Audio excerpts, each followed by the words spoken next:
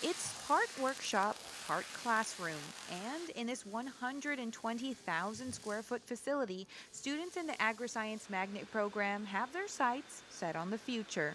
A lot of the things that we do is like welding. 18-year-old Anthony Chacon takes advantage of his asynchronous learning time by practicing welding and power mechanics in the campus laboratory, which is done safely in small groups. It's personally a lot better being able to be here and work hands-on because it gives you a better learning experience and you get more competent in working.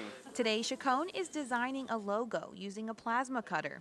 He hopes learning these trade skills will give him an edge after high school.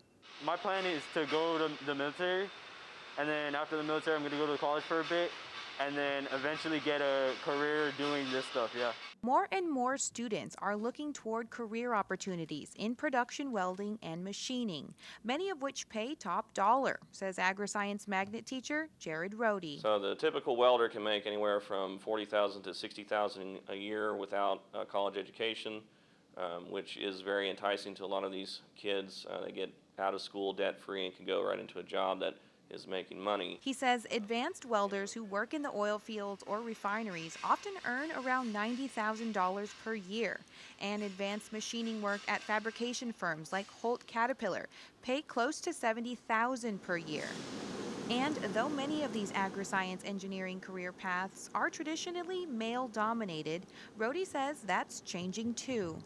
It's very good to see these girls come into these classes and, one, not be intimidated by it, but two, actually flourish in these jobs. Many of his students have gone on to be extremely successful in the industry.